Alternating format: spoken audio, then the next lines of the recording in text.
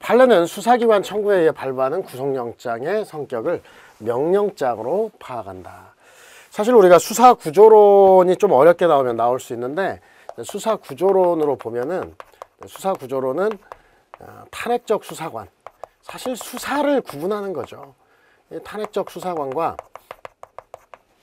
규문적 수사관으로 나뉘는데, 항상 규문이라고 하는 표현을 하게 되면 검사만이 주재자다라고 얘기를 하고, 머리가 하나라고 하는 거예요. 이에 대해서 탄핵적 수사관, 탄핵이라는 표현을 쓰게 되면 이것은 머리가 나뉜다는 거예요.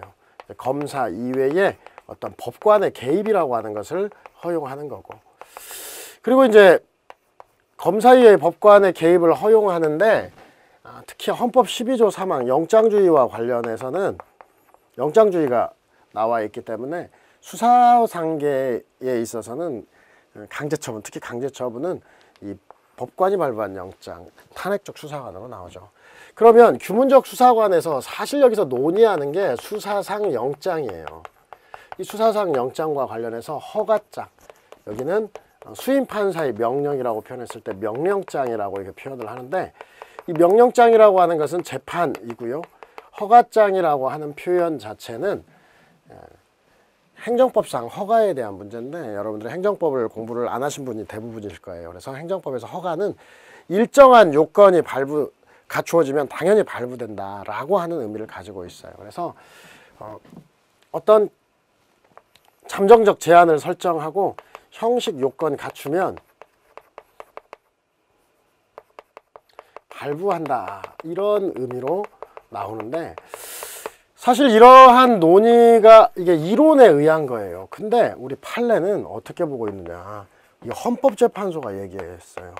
공판 단계, 즉 법원이 직권 발부하는 영장에 있어서는 명령장이다. 사실 이것은 전두환 노태우 두 전직 대통령 사건에서 좀 착오를 한 거예요. 근데 이제 수사 단계에서는 허가장 이렇게 얘기를 하는데, 그래서 판례는 일단 외워야 돼요. 공명수허, 공명수허로 외우는데, 근데 이 공판 단계에든 뭐든 영장주의의 기본은 직무가 독립된 법관이 발부한 영장이다. 즉 검사의 신청이 아니라 법관이 발부한다는 것에 중점을 두고, 그래서 수사 단계에 있어서 헌법 12조 3항이 수사상 영장주의이고, 그래서 헌법 12조 3항에 따라서 수사 단계에서는 검사의 청구가 필요하다.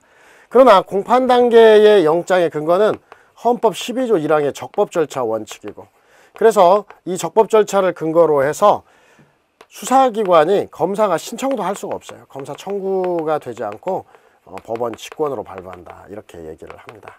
그래서 영장의 법적 성질은 이론하고 조금 틀려요. 이론은 탄핵적 수사 가지고 그래서 탄핵적 수사관으로 가는데, 우리 판례는 이 헌법재판소가 전두환 노태우 두 전직 대통령 사건에서 97년도인데 이 부분에 대해서 일본의 이론을 가져다가 잘 모르겠다 이거예요. 그래서 대충 끼워 맞췄어요. 그래서 이걸 대법원도 따라오는데, 사실은 대법원도 2005년 이후에는 이런 수사상 영장은 허가장이다 이런 표현 안 써요. 그래도 판례는 허가장이라고 되어 있기 때문에 그냥 허가장이라고 하는 것은 그냥 암기해 두셔야 됩니다. 그래서 일단 수사기관 청구에서 발부하는 영장은 허가장이다, 이렇게 해 두시고요.